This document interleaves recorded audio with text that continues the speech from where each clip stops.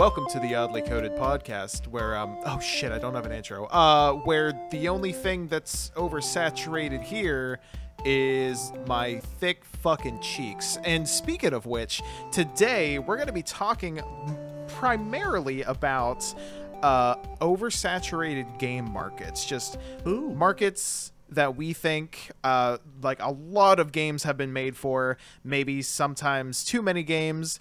We're going to be talking about what games did it the best, what games maybe did it the worst for each of those types of markets or genres.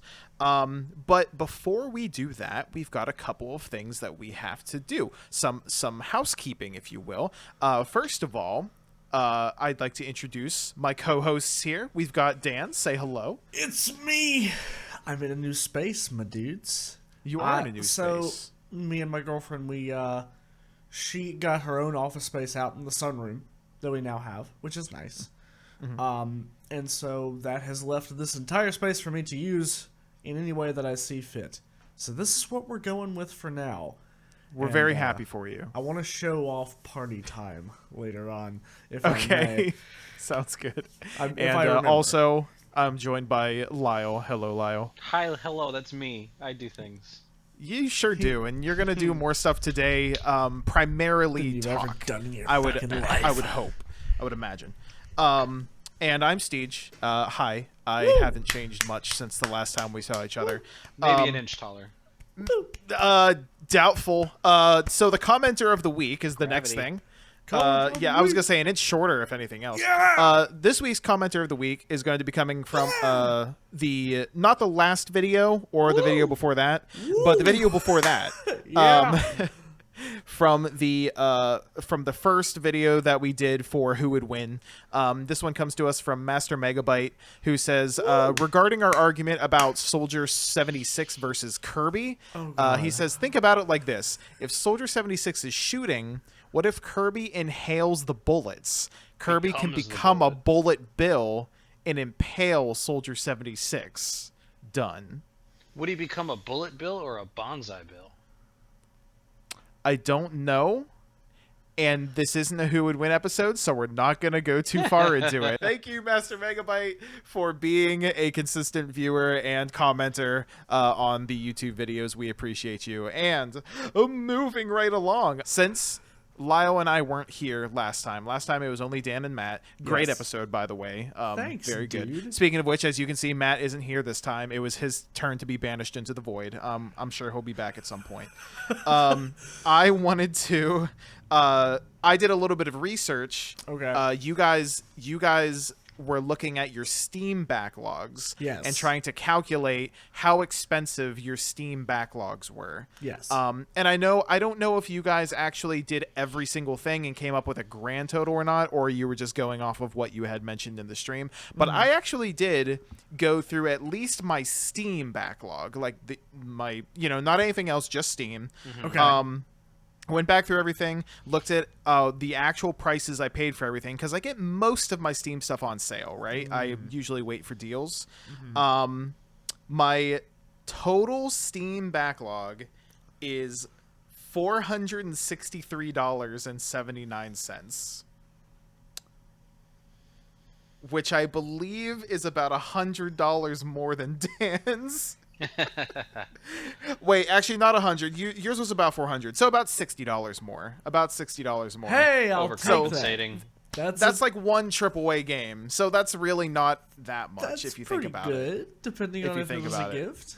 So the moral of the story is I need to play some fucking video games. Man, just do a series where you start from A to Z. You know what? That's already been done. Man, that shit sounds like so much fun, though. I don't give a fuck if it's already been done. It doesn't mean you have to finish the games, because like if you play it and you end up not vibing it, just get rid of it.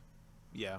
No, I actually have tried in the past couple of months to pick up a game here or there that I haven't played yet from my Steam library.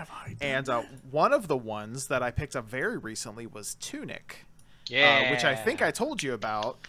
For those of you who don't know, it is an indie title that is very much inspired by old Legend of Zelda games. But it's also kind of a Souls-like in its difficulty. It's so hard. but it's also adorable because you're playing as a little fox dude that's in like a green tunic like Link.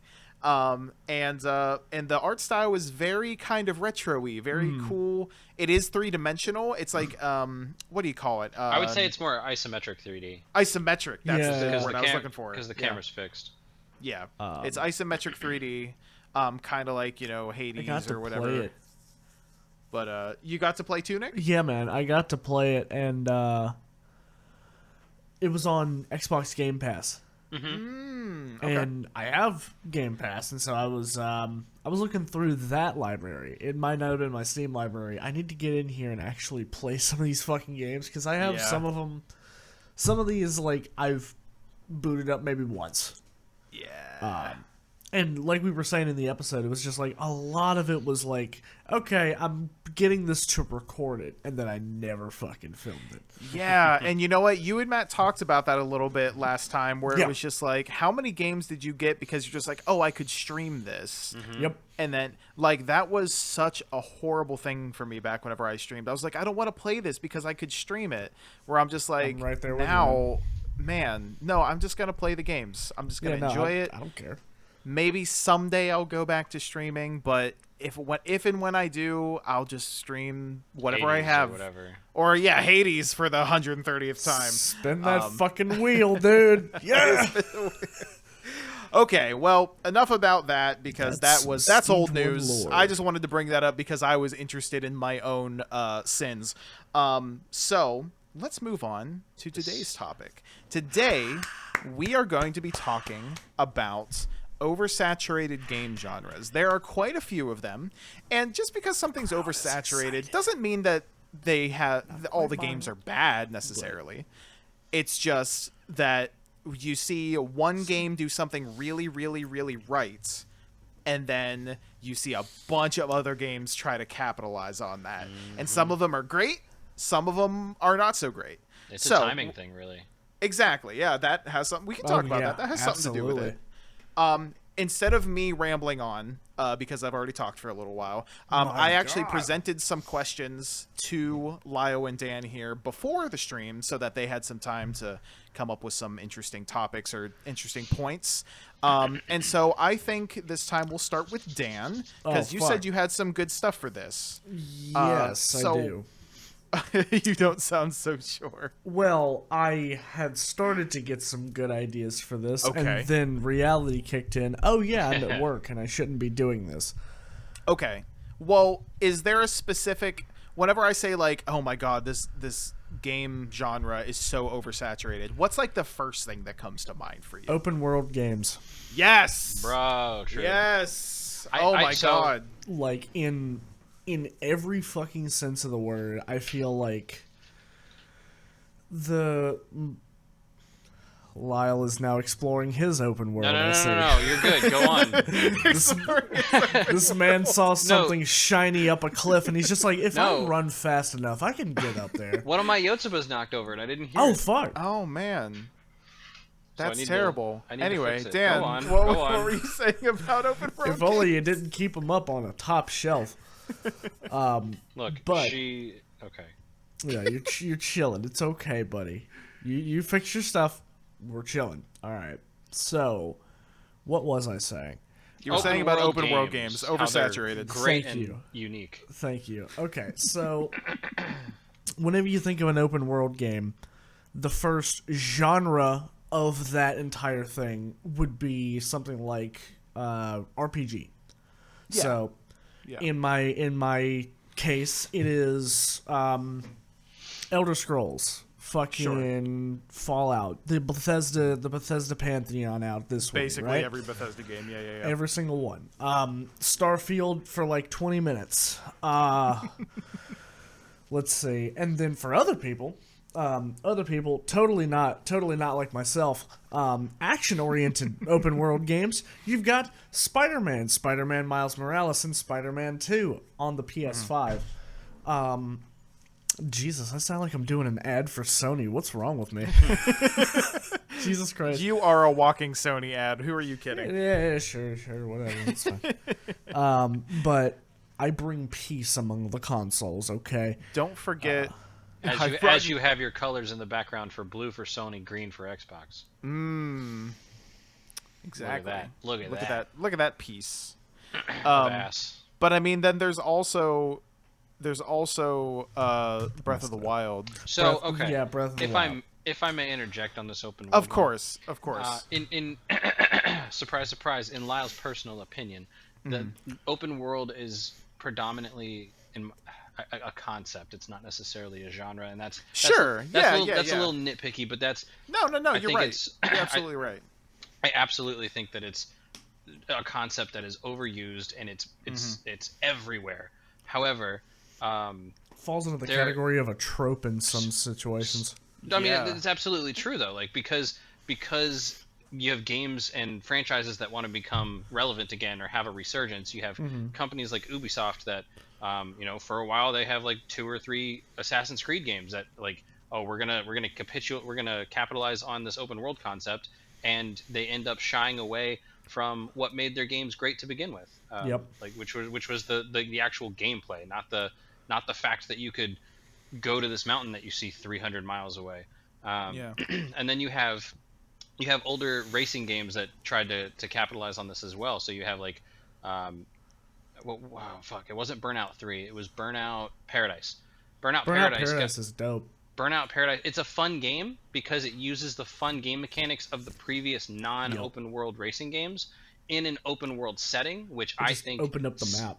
It opened the map, but it made it unfun. I felt like I was playing Grand Theft Auto. Like I just couldn't get out of the car.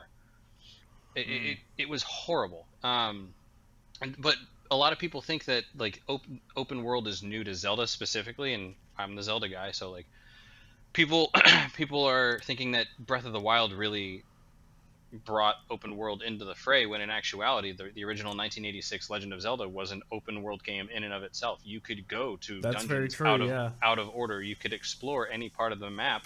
I would say for the most part, maybe at least 60% of the map. You were given little to no exposition in the beginning of Breath of the Wild. You were given little to no exposition in the beginning.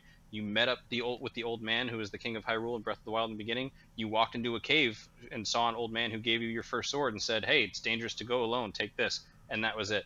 And then you were left to your own devices in both the older game and the newer game. So when people complain saying that like linearity is lost in games, it's not because the game itself has inherently become bad. It's because the company wants to try to take a popular and trendy concept and they don't do anything with it. It sucks because they add it in, they don't apply it to what they've already learned. That, and they don't build the world around the concepts that they come up with for the gameplay. So like I made the mistake back in 2017 when Breath of the Wild first came out with Horizon Zero Dawn. I played Horizon Zero Dawn immediately after Breath of the Wild. Breath of the Wild has like an amazing open world concept where you could literally climb like 98% of anything you find. I went from playing Breath of the Wild to playing Horizon Zero Dawn. Horizon Zero Dawn has this beautiful open world, very little inside of it to do, and you can only climb what has like yellow spray paint on it. So like if a cliffside, if your objective is on top of this cliffside and it doesn't have any of those yellow spray painted handholds, you can't climb that cliffside to get to where you need to be. You have to find the linear path. To me, that's not letting the player explore this open world. That's saying, hey, you have this world with a specific way to do things. You're being taken to quote someone else somewhere else with their content, you're being taken on a tour. Like you're not being allowed to explore it yourself. So open world is it's still a trendy thing that's kind of dying off, which I'm grateful for. Companies they're starting to realize that the linearity and the inherent fun from the gameplay needs to come back. But they're still trying to keep that open world aspect in hopes that the popularity grips the player and keeps the player in there. The thing about open world is that whenever it first kind of started coming around, and I'm sure that y'all saw this, most levels in a game where you're like in a part of a map or like your specific areas of shit, the first thing that I can think of is Silent Hill, just as off the top of my head. There's an entire level in it where you're just a dude walking through either like rain or snow or Fog. something. Yeah, fog, something. Ton of particles everywhere you can barely see, and you're just walking. Open world concept in my head is just lifting the fog after a while, and there's also shit this way that you hadn't seen before. If that makes sense. You're only going in a straight line in this one level, but the concept that I at least remember and how it was cool. So you're saying, what are you saying was, like, for lack of a better way to put it, inherently good or bad about what they did? I personally prefer, just as another example, the open world idea of Uncharted 4 specifically. Because as the Uncharted series got longer and longer with other games, they kind of improved upon every one up until Uncharted 4, where it was just like from here all the way to up to here, because it was launch title for the PS4, right? Yeah, I never played the fourth one. I only played it for 3. It's for its time, it was fucking beautiful. But anyway. Can I ask a question? Yes, sir. Can I ask a question? So, is what you're saying that your idea of like a really fun, like engaging open world is one where there is like linearity in like maybe the main story, but in that level or in that area you can like branch off and go do other things and just kind of eventually make your way back to the main story? Exactly. Oh, Okay. like Breath of the Wild. Yeah. I mean, that's quite a few open world games. I mean, that's Skyrim, basically. I mean, you know, if a game doesn't I'd allow imagine me to most traverse Bethesda games. from point A to point B without putting in like a loading screen or a cutscene, that's what I would consider to be like a modern open world, like the Elder Scrolls. Yeah. So, like a part of the map or part of something that can be explored isn't inherently blocked or locked by like accomplishing something else in the world by a linear path. Like you could literally do anything, right? And then eventually, once there's nothing else to do, go to the other end of the straight line level. Gotcha. And you'll be meted with the cutscene of Nathan being like, "Oh God, oh crap, what do we do?" Climbs and breaks shit, and then he flips a coin, and that's the end. Roll credits. That's it. That's So all then- the Uncharted games. So then with Spider-Man though, you can't do certain things unless you unlock certain upgrades. So that kind of Not like for certain overly side true? side quests. Well, it's not, if it's in Spider-Man 2, then yes. I've decided I'm not going to play Spider-Man 2. And that's okay. But at least with Spider-Man 1 and Miles Morales, the open world, like you could pretty much go anywhere, but it did get to a point where like you can't do this side quest yet. You haven't unlocked this power up because it gets unlocked by playing the story missions. Okay. So like that kind of bothers me because it's like I just got burned out on doing like 5 consecutive story missions. Like let me do some side stuff, but the only side stuff I can do right now requires me to unlock a power up unlocked through the story. I get that. It's like, all right, well, now I'm gonna turn the game off and play something else because I have this big old open world, but nothing to fucking do in it. What This man said. Don't get me wrong, like I love those Spider-Man games. I've said it multiple times. I've platinumed both Spider-Man 1 and Miles Morales. Like those games are phenomenal. Those are just a couple nitpicks, I guess, of the open world concept that they went with and the direction they went with that I just wasn't a fan of. So are you saying that I just want to make sure I understand you. Are you saying that you would prefer every single area of an open world be accessible from the beginning, or are you saying that you would prefer that there be some places that are blocked off just based upon progression? Me or Dan? It really depends. Me, I would be like, I love the way that Breath of the Wild handled it. I can go like, yes, it does have a little bit of restriction because it has the Great Plateau, which it teaches you the tutorial, kind of like how to like that you can do whatever you want once you get past the Great Plateau. But that's such a minuscule part of the game that it was negligible. But as soon as you left the Great Plateau, you'll get your shit rocked, but you can absolutely dive right into Hyrule Castle and go fight Ganon right off the bat. I love that. I love that. That's great. That encourages exploration. That encourages me to like that encourages the player to learn by doing themselves without the game saying that I have to do certain things. And even from a smaller even from a more minor standpoint than going straight to the final boss, like if you find yourself going to a place that either has harder enemies or maybe is inaccessible due to like the temperature, because they have like the temperature system in there, there are multiple ways to figure out how to deal with that. Like all you have to do is figure out, like, be inventive, figure out a way to deal with that, whether it's finding a certain recipe that'll like lower or raise your body temperature, whether it's finding a certain kind of clothes, whether it's picking up a stick, lighting it on fire and carrying it with you, because that helps you in the cold. I didn't even know that. Yeah, and that's like if you pick up a fucking, if you walk which to the, it makes sense. You find That's like cool. a pot lid. You find a pot lid, which is an actual item on the ground, which is a very early game, like low durability shield. You could literally walk through a campfire. It'll catch fire. You can hold the shield out. It's still on fire, and you can traverse a colder region because you have that fire on you or near you. Your body temperature is going to be fine for as long as that shield stays, a shield. It will eventually break because of the weapon durability, but it is a viable solution.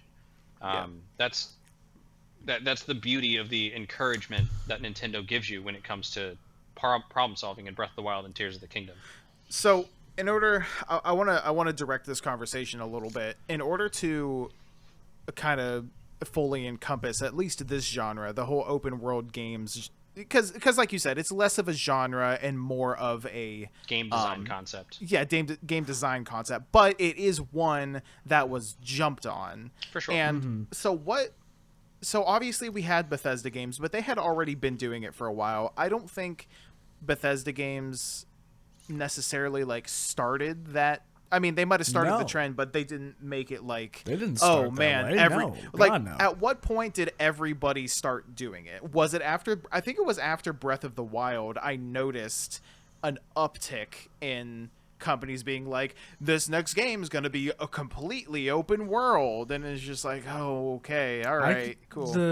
There's a specific like series of a couple of years that I can fully see that starting off, because if you'll notice, just from the games that I can list off the top of my head, you start all the way out in 2006 with Elder Scrolls Oblivion. Sure, yeah. 2002, Morrowind, whatever. You go from 2006 all the way up to 2015-ish. So this over here starts with Oblivion. There's like so many of these games that just started hopping on the bandwagon and making it a bigger bandwagon that then can get exploited down the line. But it starts with Oblivion, ends with The Witcher 3. At least in my head. And would that include Grand Theft Auto 1 and 2, the top-down ones for PlayStation? No, those were 90s games. 90s, but they were also open world. Those are kind of like rarities, in my opinion. Just like rarities whenever you think of the games of that world era. Yeah, no, you're right, because it wasn't like, I mean, I do vaguely remember like Grand Theft Auto being a big deal, predominantly because of the subject matter. But for Grand Theft Auto 1 and 2, it wasn't as grotesque because it wasn't a 3D game. Grand Theft Auto 3 is when they started the third person behind the shoulder, like, and now you can actually see you fucking the GTA that everybody's used to nowadays. Yeah. It was definitely more like top down arcade style, but it was still open world. You're still going wherever you want, doing whatever you want. And that was really technically impressive for what it was like. And that's what I remember it being hailed for back then, because it was a big deal that like people were like, there are no levels. This is kind of odd. It's just all one big level. Like what? Like it was very much like, okay, what do I do? And the games came out and people were extremely impressed with what Rockstar did. Sorry, to go along with what we're saying, whether or not that notoriety bled over into, promoting or deriving or being derivative from something to create something that did have the open world notoriety. Yeah. Who's to say? Yeah. I mean, is there a is? Oh, go ahead, Dan. I'm sorry. There's just definitely like major influences from like what we see now as the open world concept, because it's kind of been muddied over the past couple of years. Sure. At least in my opinion. Well, to get on that train of thought a little bit, what are some games with the open world concept that have not gotten it quite right? Like, because we know like the major successes there. You've got Skyrim, you've got Breath of the Wild, you've got The Witcher 3. I would say is a pretty good one from as far an as open world racing concept. games go. The Crew is the best one to ever do it. Okay, but what about the worst? Oh, the worst? Yeah, Oh, what are understood. like? So I mentioned it earlier. This is gonna sound blasphemy to any PlayStation people. Oh no! All right, everyone, duck and cover. Hit the radioactive nuke bomb button. Here comes the hot take. No, just the Horizon Zero Dawn and Horizon Forbidden West, like phenomenal series, beautiful story, great games. They just don't really do much with their open worlds. Like they're the side quests, which are the meat and bones of the first game, were extremely bland, and it made the overworld feel very empty. And just like what I was saying with the whole climbing mechanic, which is a whole other gaming trope, like having something highlighted in the world to be interactable. That's a whole other can of worms. But like not being able to climb a very clearly climbable cliff to get to your objective, like that really restricts you further in this massive Doesn't really open scream world. open world. It doesn't. It further restricts it. And Horizon Forbidden West had a much larger map, but it was a lot of the same. It was a lot of the exact same, and that a lot of people would scream, like Horizon Forbidden West was one of the best games of the year when it came out, and it's like, was it really, or was it just the hype coming from the fact that Zero Dawn was okay? Yeah. So while those games were fun, I would never personally play them again, and I don't think that they were innovative or they did anything to make their open worlds good. You would have just liked to see it be like linear, like a little bit more linear, like purposefully. Yeah, linear, like if they made rather than being like, we have this crazy open world, and then like not really doing much with it because it kind of dampened it a little bit. Yeah, and I mean, it was like it did still have its super linear aspects. Like the story itself was obviously still like go here, and it did the trope that I just complained about, which was like you can't go to this part of the map until you've completed this part of the story. Which for the sake of context for that specific game is a-okay. Like I'm not gonna go to this uncharted, humans have never been to this area before, right off the bat. Like that's exposition. Yeah. But it did a lot of that too, and it had a lot of parts where it caused a lot of backtracking because you didn't get upgrades due to story later on. So like now I got to go back to the starting area where there's not really something to incentivize me coming back here, aside from the fact that like, oh, there might be something. If I feel so compelled to explore, which I should inherently do, but I wasn't. Okay. Dan, you got one? Because I got one if you don't have one. I've been trying to think, but I've got nothing. I yield my time, sir. One that is still rather fresh in everyone's brains because I'm sure a lot of people are still playing it. Good old Pokemon Scarlet and Violet. Especially compared to listen, for anybody who doesn't know, maybe this is the first episode. Big Pokemon fan. I've loved Pokemon since I was a kid. I'm a huge Pokemon fan. I have played every mainline game from every generation. And after Pokemon Scarlet and Violet, I believe that is going to stop. Don't listen to him, Pika Link. Don't listen to him. No, I still love Pokemon. That's just the thing. I am so, and I'm not gonna get on a like the state of Pokemon rant right now. Here we go. I'm not gonna do it. Actually, I'm not gonna do it. Steej, if you want to, I've got to. I need to do Strap something in. real fast. I'll be right back, gents. Okay. Y'all keep going. Okay. if you want. Cool. It'll be the Lyle and Steej show Lyle for a and couple Steej minutes. show. Cut Cut this part out or don't. No, you know what? Get out of here. Up to you, Pour one out for the boys. No, get out of here. So go away. Fuck you. Fuck you. Yeah, so I'll keep it specifically to Scarlet and Violet, because if you want to talk about open worlds that they did nothing with, Not look only no did nothing further. with, but did not take care of.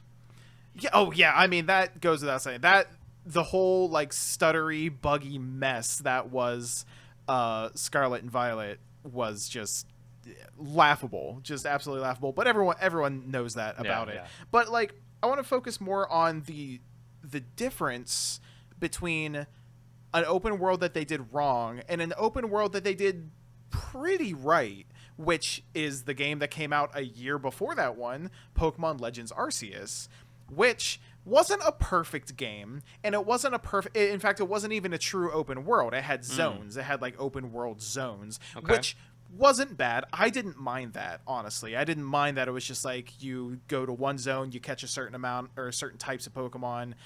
The story continues, you can go to the next zone. I didn't mind that too much. Some people were just like, oh, it's not really open world. And I'm like, great. It doesn't have to be. I watched like, Ashley play a lot of that one. It seemed like you said, I haven't been into Pokemon for a while. I think the last one I gave a true shot was Sword and Shield, but Legends Arceus I watched Ashley play, and it seemed decent. Like it actually I liked the catching mechanics. I liked the battle mechanics. I liked the fact that you were still there while your Pokemon were battling. And so before you threw your Pokemon out, if it was a hostile Pokemon, you had to like dodge it. It might try to attack you. Yeah. Which was kind of a crazy idea. Some real for world a Pokemon game. Yeah. It really gave shit that happened. the feel. Shit that happened in the fucking anime. Like yeah, exactly. It really gave the feel that this is you are early in the Pokemon timeline. It is a very unexplored world, and it's alive. Yeah, and like I said, could they have done some things better? Could there have been some things? Could they have populated the world a little bit more with more things to do rather than just catching the Pokemon and following the storyline? Yeah, I guess, but they went backwards with Pokemon Scarlet and Violet, in which you're going through this world, and yeah, obviously there's Pokemon to catch. Like, that is one of the main facets of the game.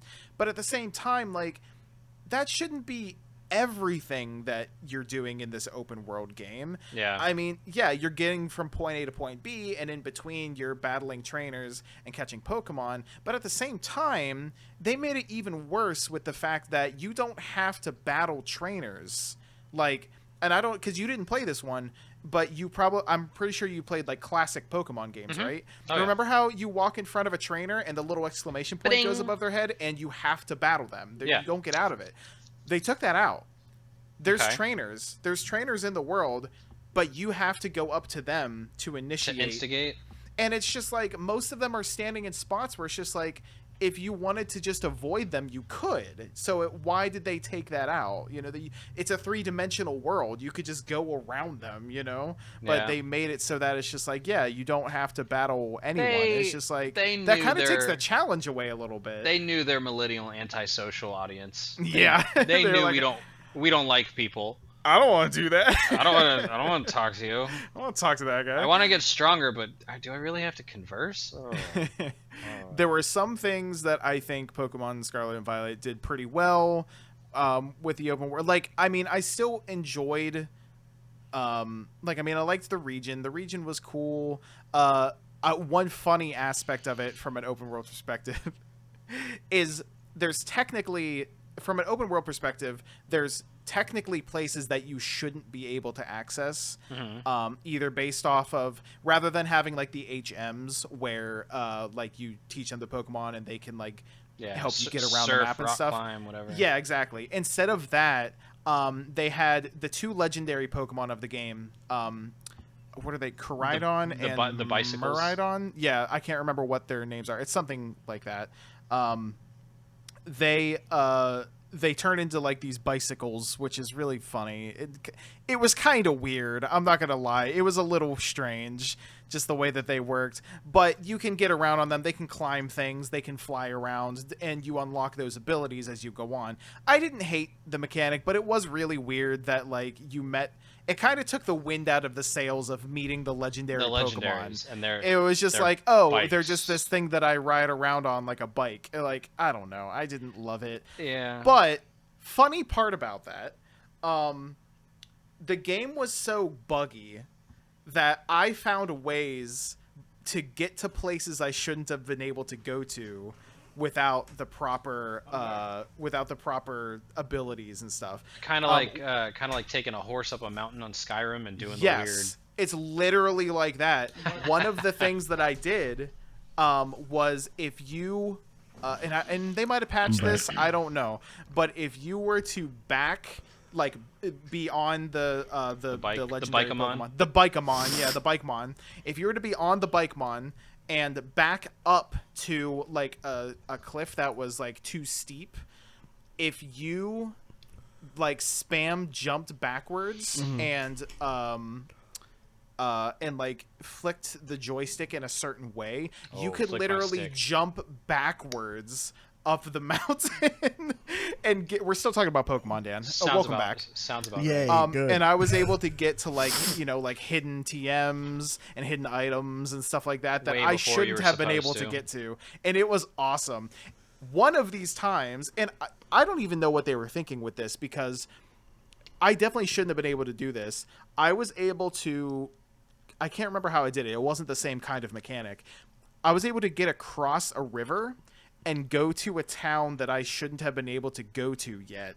And then beat the gym leader there. And then I backtracked to the place I was supposed to go to before that. Nothing broke. Everything was fine. Like, so, I mean, I guess that was a testament to it being, like, technically open world because it was just, like, the game didn't break from me going over there, so I guess they factored in the possibility of being able to get there, but I definitely shouldn't have been able to get there. It was, like, blocked off. It was, like, blockaded off by, like, Team Star or whatever the evil team was called in that game.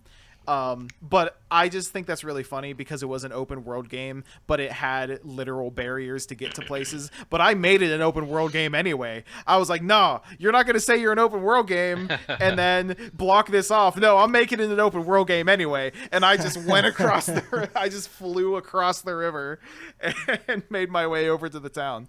But yeah, Pokemon Scarlet and Violet, not great. Just a buggy mess, but we're not talking about that. We're talking more about the open world aspects, and they just didn't do it too good. I got one, and I thought that was actually kind of very at least I thought it was pretty fascinating. So the concept of killing enemies, whatever, and earning experience points, right? Sure. Like early games, you do that, you swipe at an enemy, they still too early, so you don't see like the damage hit points or whatever, right? But you kill an enemy. I'll just say Zelda 2, for example.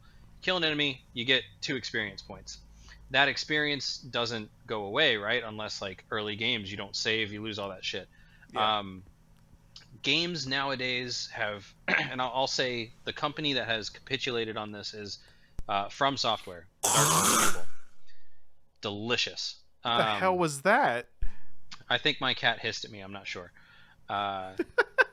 And by my cat, I mean Dan. And... Dan, you were not muted when you did that. I turned off Phantom Power. I turned off Phantom Power, god damn it.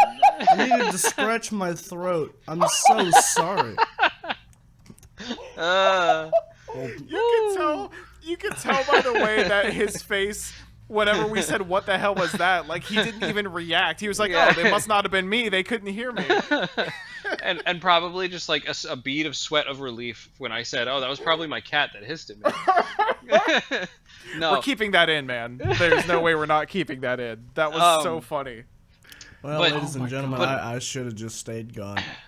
But experience points. So a small way of putting like very basic RPG elements into games that are not at base level RPG style or things that you would think are RPG, right?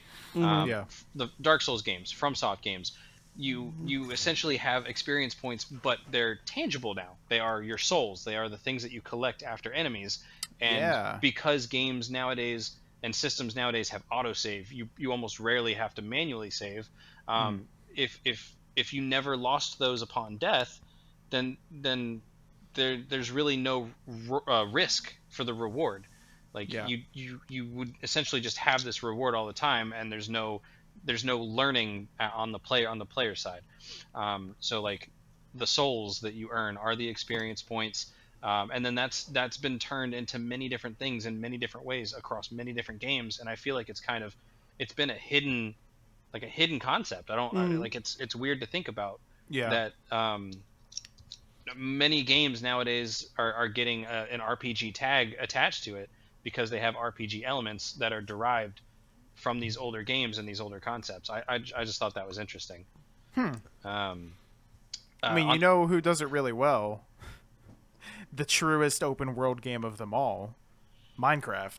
Yeah, I agree. Yeah? Because no, I mean, literally, it's absolutely you get true. experience from doing things throughout the world, including killing enemies, trading with villagers, Mining.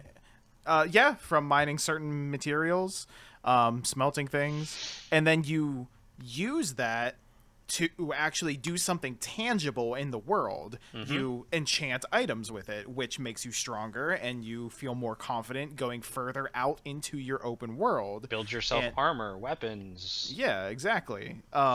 So I know that's maybe out of left field, but it was just you were talking about like it's absolutely the idea not out of left field. Like it's literally, like I said, it's spread to many different styles and many different games themselves. Like many publishers and devs will be like, okay, well, how can we take this concept from this game that we already have, add this to it, because it's clearly an addictive gameplay element that many players from many different backgrounds love in their games.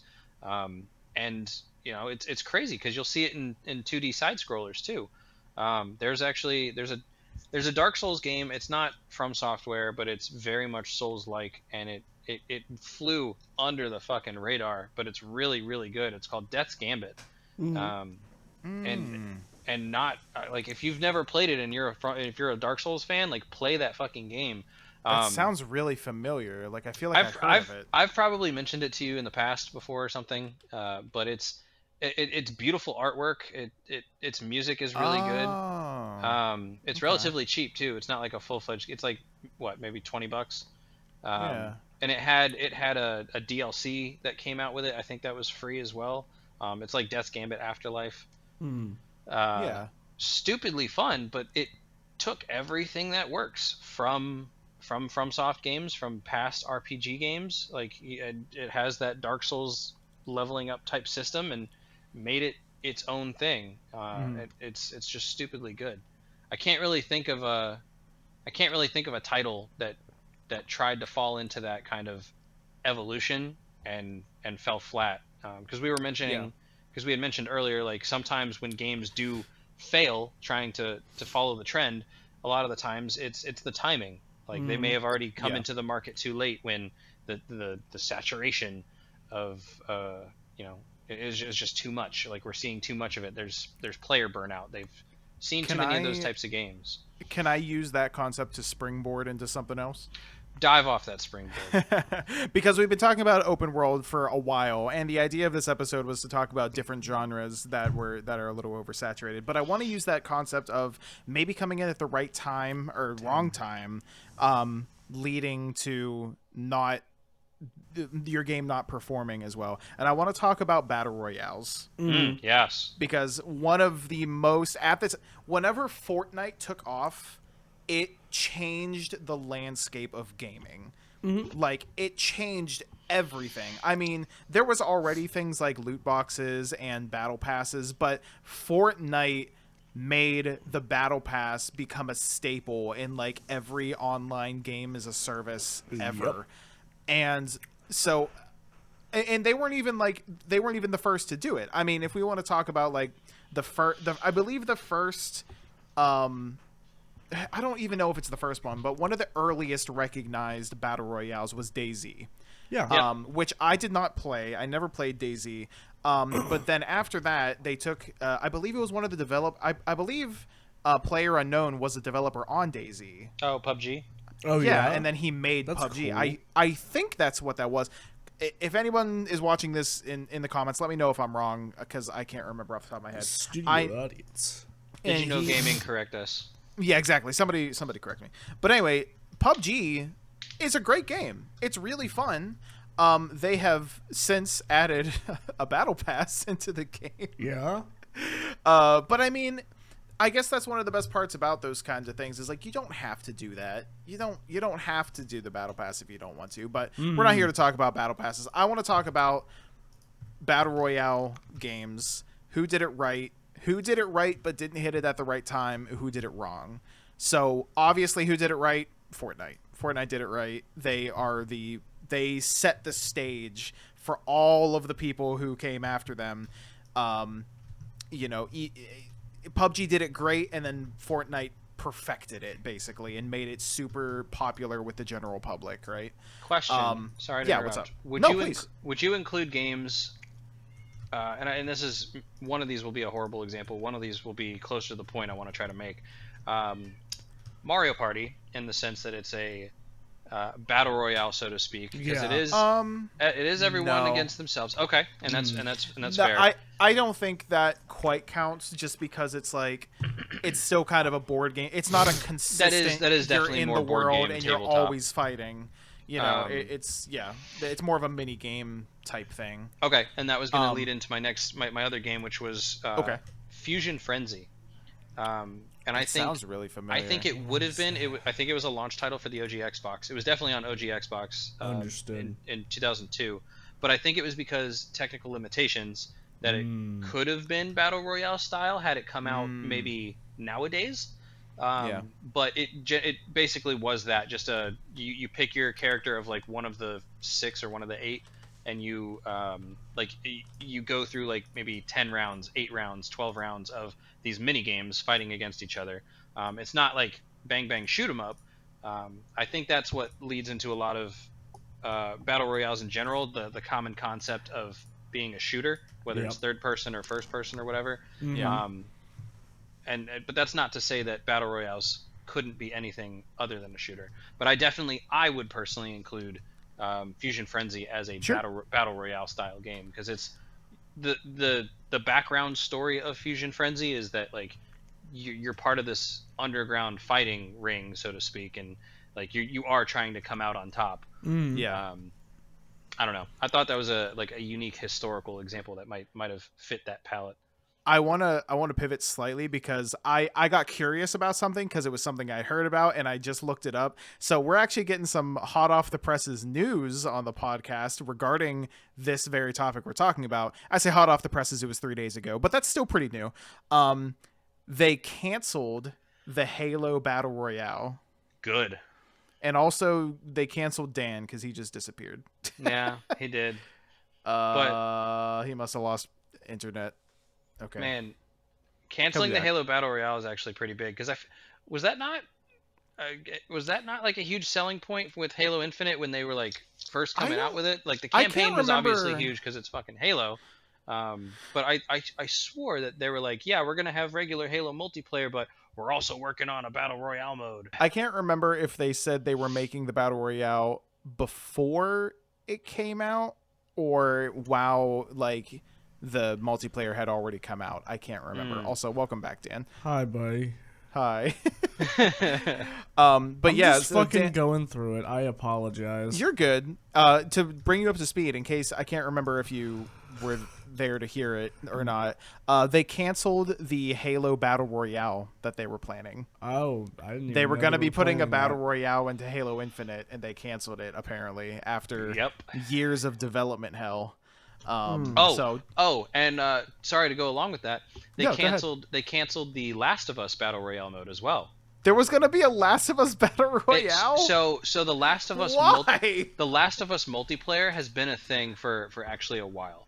Okay. It was back in last I can't remember what it's specifically called. I didn't even realize that game had multiplayer. It's like Last of Us like Battlegrounds or like some shit like that. I can't remember the specific name, but people were really like, no, there was a huge like player like fan base for the multiplayer for Last of Us.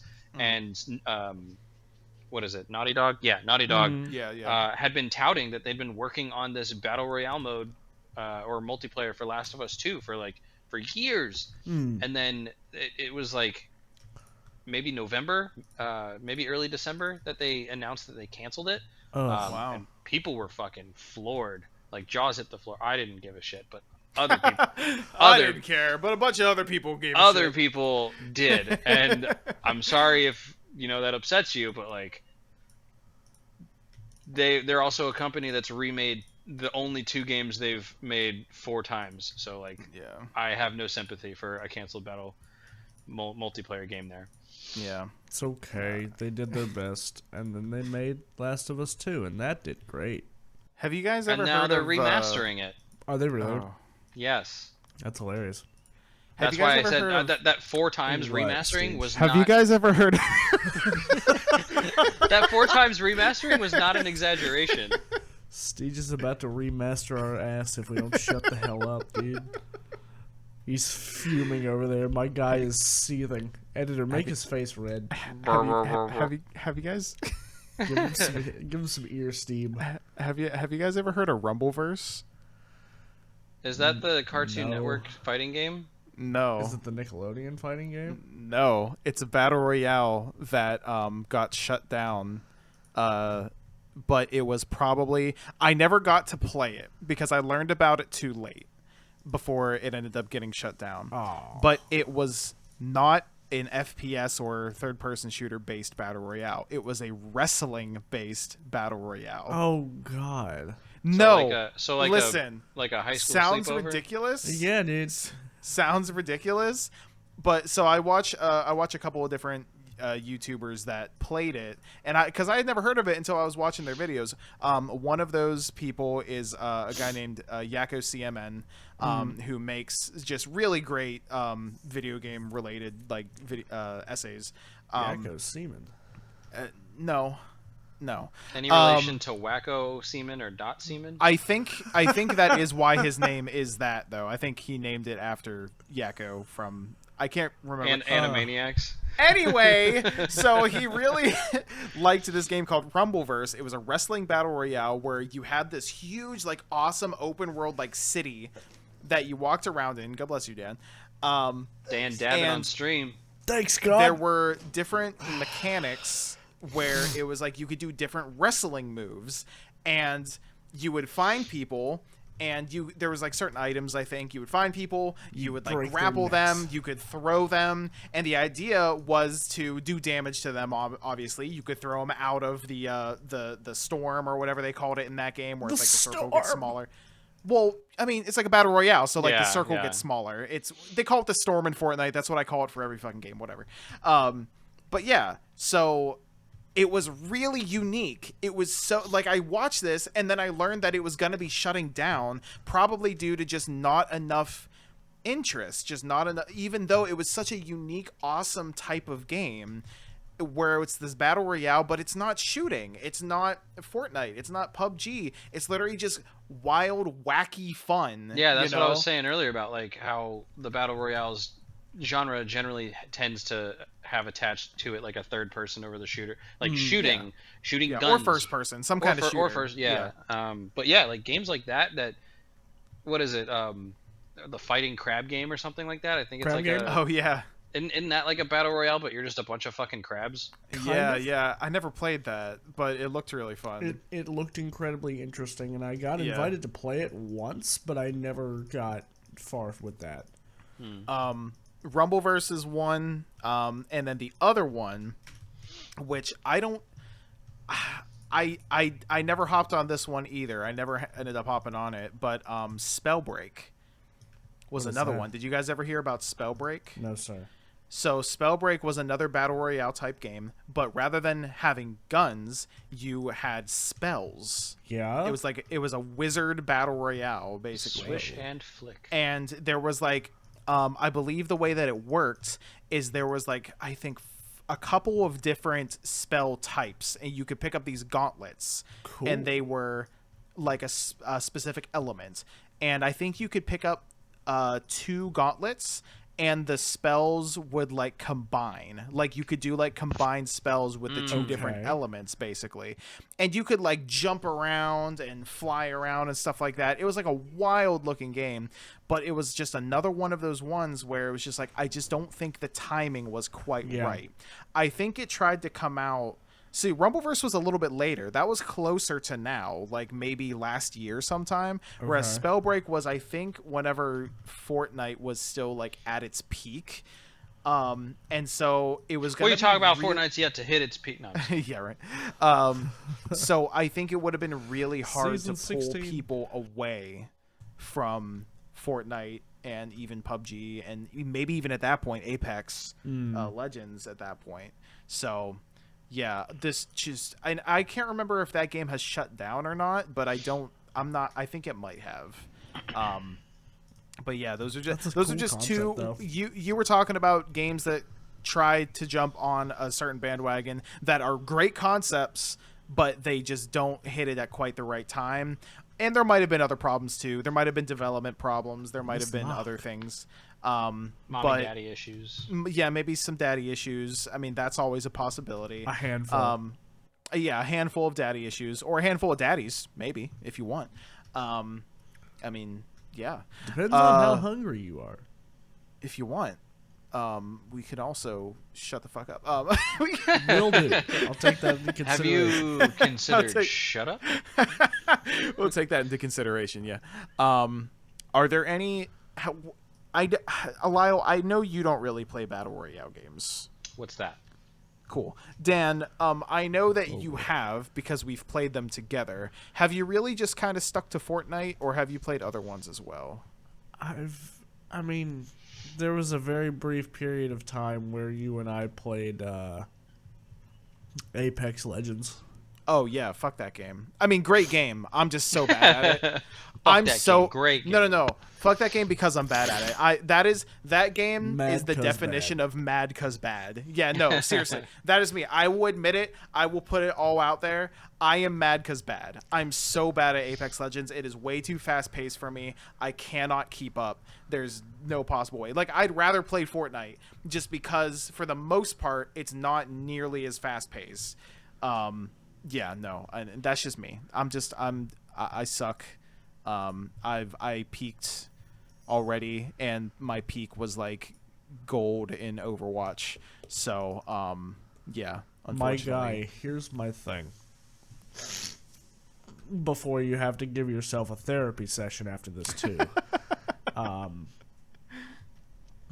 Just play Apex Legends to play as the robot dude. What's his name? Pathfinder? Yeah.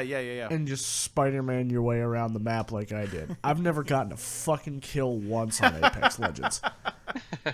I know. Hey, you gotta find your own fun. You gotta find your own fun. Listen, sometimes. like y'all. Whenever I played with you guys, y'all were just like, "Oh my god, he's in the trees. I'm down. I'm down here in the bushes. He's in the trees.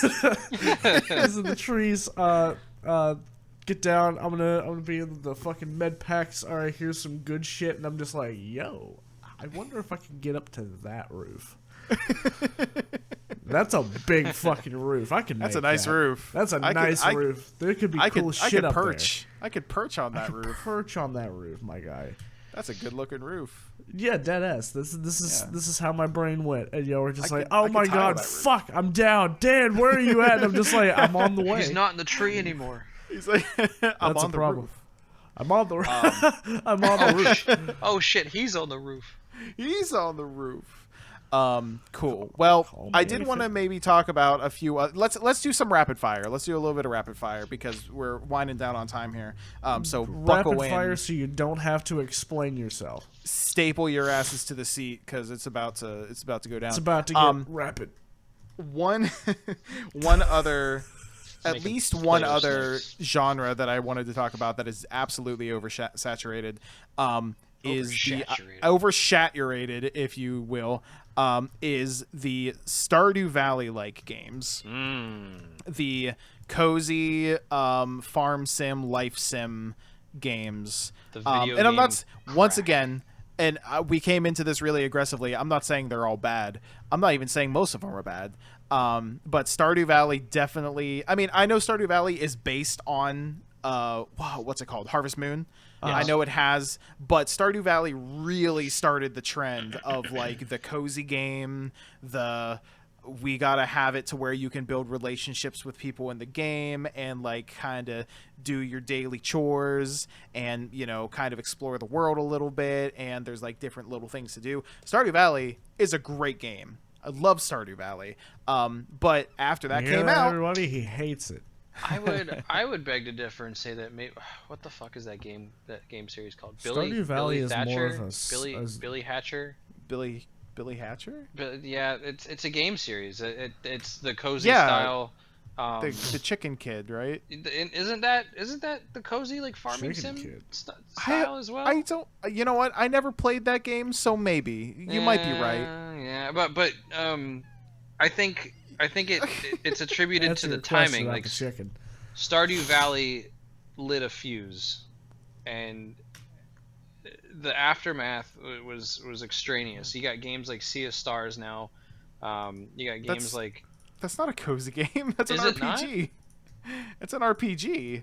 What am I thinking of?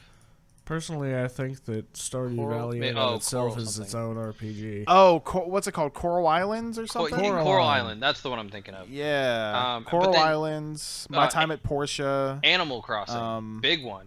But Animal Crossing did already exist, so it did. We'll give that one a pass. But did it start something?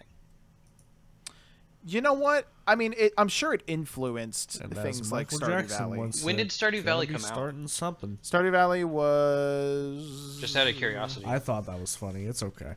All right. We're having a conversation. You know what? Big boys are talking. You know what? Dan, we're in a podcast. The adults are talking. Dan? You know what? I'll just play Minecraft while you guys are we talking. Are not.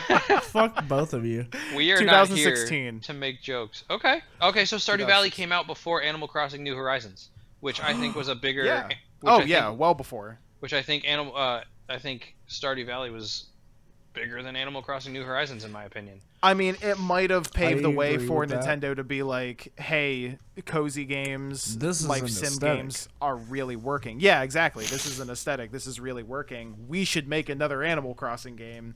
Yeah, because the GameCube one was fucking fire. Also, the pandemic's gonna start in like a year, so we need to make it get it. We should be aware. It's gonna start any minute, guys. We need to make the deadline before. Yeah, we got to make the deadline before the pandemic starts. And honestly, I mean, this is kind of going off topic a little bit, but the fact that game came out at peak pandemic. Oh my god, like the sales of that game had to be astronomical because everyone was home. Everyone was home, if they weren't working from home, they were just playing their Switch or whatever, and they were like, "Oh my god, I get to play a game where I pretend to have a really cool life because I'm not allowed to have a really cool life right now." Animal Crossing, like holy shit, what timing. I don't think I've ever seen somebody put faster large amounts of time into a game than Ashley did with the new Animal Crossing. She hit 1,000 hours in Animal Crossing so freaking fast. Hell, I played the hell. I mean, I haven't really touched it for a long time, but I played the hell out of it. Same. My girlfriend played the hell out of it. Animal Crossing has been one of the only games that I have seen to really rival captivating people's attention the similar way Minecraft did. Mm-hmm. Like whenever that Minecraft first came out, everybody was just like, Jesus Christ, how am I so addicted to block game? It's just Nintendo did the Nintendo thing where they have one of the people's most favoritist thing, and then they stop supporting it after X amount of time, and it's like you literally have a free cash cow here. Yeah. And you do nothing with it. Yeah. So they finally did, and the cow was milked. But honestly, great game. It was pretty good. Okay, cool guys. Thanks, Rick. We are coming to the ends of Did we pass? Time. We are coming. You guys did great. Lyle, I give you. Who wins? You get an A-, and Dan, you can have 4 stars out of 5. A C+ because you left the classroom. C+? Dan, I'll give you a C++ because you're more technologically advanced than I am. That was a good joke.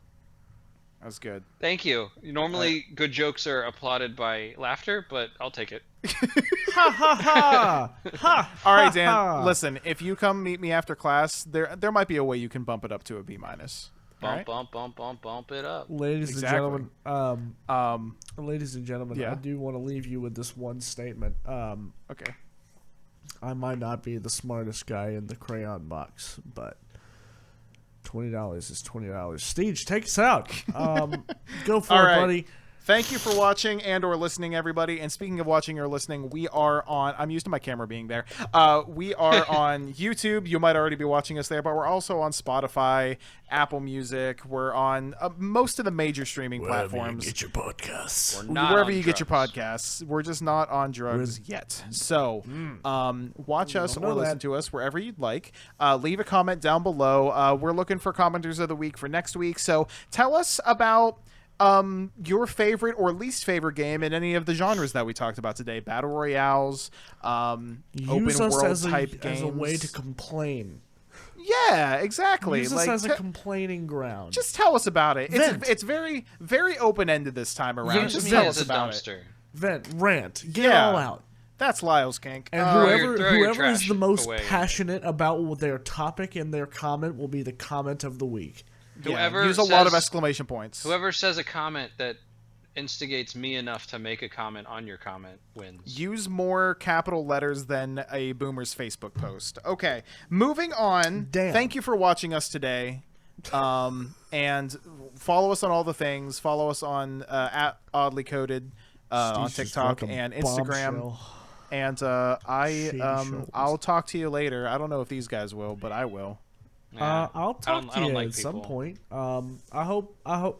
Jesus Christ, that's the one thing you never want to say to somebody. I'll talk to you at some point.